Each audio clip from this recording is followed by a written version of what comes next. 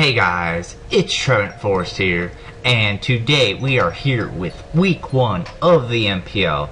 I am so psyched for this game, not only because it is week 1, but this is a rematch of last year's conference championship in which I defeated Jolt to go on to the NPL championship.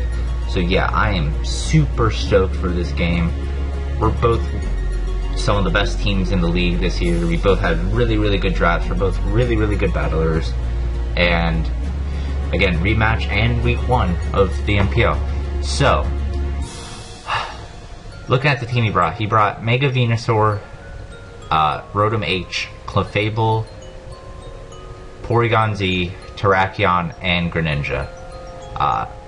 And I brought Heliolisk, Alamola, Kyurem, Landorus T, Victini, and Doublade. Now, I did post in the analysis I posted yesterday. I did go over the team in depth, but just a quick review. This is Specs Heliolisk, Spadef, Miracle, Alamola, Sub Roos, Kyurem, Black, Physically Defensive Gravity, Landorus with Rocks, Choice Banded Victini, and Adamant Max Attack Sword Stance Doublade. So, why don't we get right into the battle? Alright, so he issues a challenge. He leads off with Greninja, and at this point I kind of realized that he probably was the lead T-Spike set, which I was really hoping he wouldn't because I didn't expect that from his playstyle. But unfortunately he does end up being the lead Spike set. So I do go for the Volt Switch right there and bring him down to his Sash. Now, in all honesty, I probably should have just gone for Hyper Voice because, I didn't know his moveset. I didn't know if he was, he could have still been like a Life Orb mix set, but I couldn't know at that point in time. Right there, instead of going for a Shadow Sneak, I predict Rotom coming in and go for a Shadow Claw. And here, I predict him to go for an Overheat. And I go into Lando T, but he does make a great play and go right back into Greninja to get up another hazard, as I don't want to stay in to get my rocks up, as he could have Ice Beam and even Scald will take him down. Now here I make a bit of a misplay. I'd already gone for Shadow Claw against his Rotom once. I should have really gone for Shadow Sneak this time, but unfortunately he does just go for Scald this time, and unfortunately Doublade takes a lot of damage. Fortunately it does not get burned, which is very fortunate for me, but still, right here I don't want to stay in against this Rotom Heat, just in case it does go for Overheat now, which I do predict. He goes for Light Screen, so he turns out to be Dual Screens, which is really scary because Porygon Z behind screens, if it's Double Dance, can potentially sweep me. And but right here I'm going to go for my Rocks. If I just gone for Rocks against the Greninja and Sack Lando, I still could have had Doublade to take on his Terrakion. But alas, I don't get Rocks up, and the Rotom Heat is a threat. With its screens, it's able to get up screens. But at least I have Rocks up now. So I think I double into Victini, predicting him to go into one of his balls, either Clefable or Venusaur. And he does Mega Evolve, even though I'm Choice Banded Adamant Victini, and he is weak to Zen Headbutt. He's behind the screens, and he is definitely physically defensive Venusaur based on that damage. So he's actually going to be able to 2-hit KO me if I don't get a flinch here, and surprise, surprise, I do not get the flinch, and he's able to take me out. V-Crate possibly could have 2-hit KO'd, because it's a little bit stronger than Zen Headbutt, but at the same time, I could have just died to another Sludge Bomb. If he actually ran speed, which it turns out after battle he doesn't run speed, he could have, he could have outsped me after a drop and killed me if the first Sludge Bomb didn't kill, so that's why I didn't go for V-Crate right there. Right here I'm just going to go into my Kyurem and go for Ice Beam and take out the Venusaur, so that's great. I am modest max special attack Kyurem, so even with screens up, Frozen Keep will die to an Earth Power from the range it's at easily. And Porygon Z won't quite get to it KO'd, but I can still do a ton of damage with it, with the Ice Beam. Well, not a ton, but I can do a good amount of damage. So I probably should have gone for sub the first turn, kind of just wear out screens. If I just, but at the same time I didn't want him set up 2. And he actually could have set up 2, but he was actually scared of getting crit and or frozen. So that's why he didn't set up the agility, because he was actually double dance Porygon. So if he had set up the agility, I lost.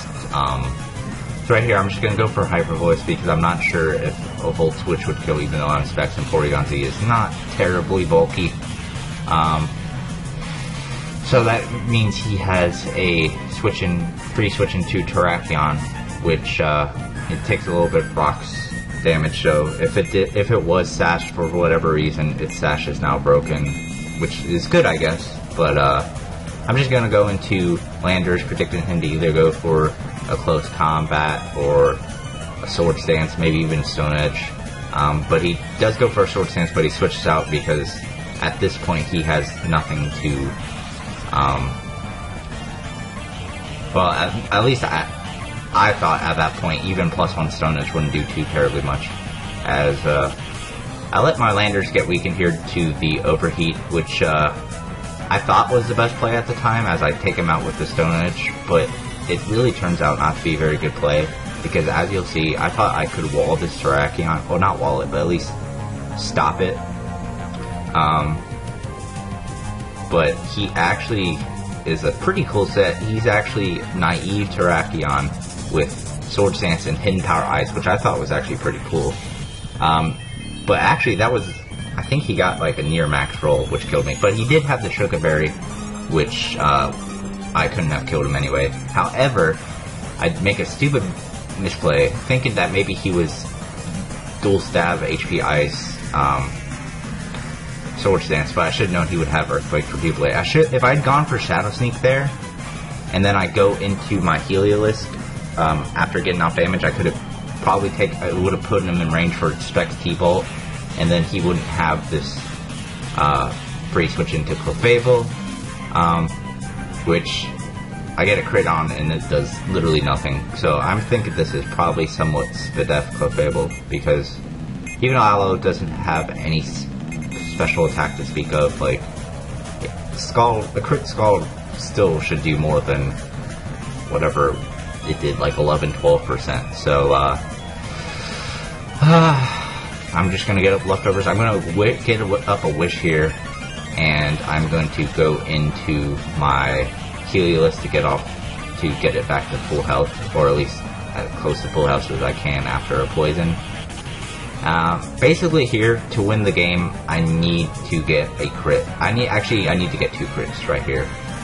If I would have gone for Shadow Sneak onto Terrakion, put it in range for Specs T-Bolt, all I would have needed to do, I think if I got 1 crit, I would have won. But now I need 2 crits to win. As you see, this Thunderbolt does actually a decent amount considering it's +2. It does about 25%, I think, 20-25%. So yeah, like I said, if I had just gone for Shadow Sneak with Doublade in the first place, I would have been able to at least kill the Terrakion and make this an interesting game. But he's just gonna Cosmic Power all over my face, and like honestly, if I was him, I would have just soft-rolled every time. Because if I had gotten 2 crits, I would have won. I would have probably won the game. But you know, getting 2 crits in a row is very unlikely chances, and I haven't gotten them yet. But he does just keep soft boiling and Cosmic Powering. Like I said, if I was him, just to keep it safe, because my last mon is Alomomola, and it can't do anything to Clef anyway, I would have just soft rolled every single turn.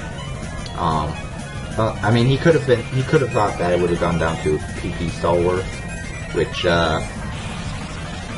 as you'll see, he's not wrong. and if you're thinking that, you're not wrong. It doesn't necessarily go down to a PP stalwart, but yeah, I end up not getting a crit. I do get a para, but honestly, I would have rather gotten a crit than a para. In fact, the para actually hurts in the PP stalwart if it goes down to a PP stalwart. And he actually just decides to finish me off. He doesn't want to take any chances, as I could have lived one more turn of poison. So right here, I go an Alamo, and this part is going to be sped up as hell. He's just going to set up Cosmic Powers. I revealed the Mirror Coat, hoping he would go for a Stored Power. So basically right here, he's too scared to go for a Stored Power, because if I Mirror Coat and kill it on the Stored Power, I have a really good chance of winning the game. So basically right here, he's just going to set up Stored Powers, and even when he gets up to max, he's not going to stop. He's literally just going to go for Cosmic Power every single turn. I'm just going to keep alternating between Wish and Stored Power, because Spadef Alamomola from a non-special attack, no investment special attack for Fable, it literally does like 40-something% max, like 43%, and I think he knows this because he saw the hidden power damage, and it turns out to be hidden power ground because it hits Blade and Bikini, so it's pretty smart. But yeah, this is the reason why I'm stalling this out. Is not because I can't win, or not because I think I can win if I stall him out, because he has more PP, and because he's paralyzed, it helps him out more because he doesn't waste PP/power point, whatever you want to call him. He doesn't waste power points on turns he gets paralyzed. So yeah, we're getting near the end of this stalwart. It's nearly at the timeout time, and yeah, I'm just gonna go for Wish, and I think that was the very last turn of the battle. So yeah, that was the battle. Now you may be wondering, Trev, why did you stall him out when you know you couldn't win?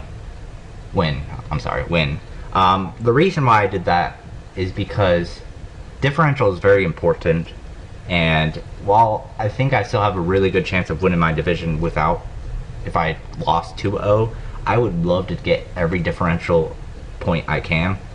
So by stalling out and not just conceding defeat and letting Alamola die to Clefable, I was able to take a 2-1 loss, or basically we called it a 1-0 loss, but it was a -1 loss instead of a -2 loss, which who knows how important that one differential could be later in the season if I do struggle this season, even though I do have a powerful team and I think myself to be a good battler.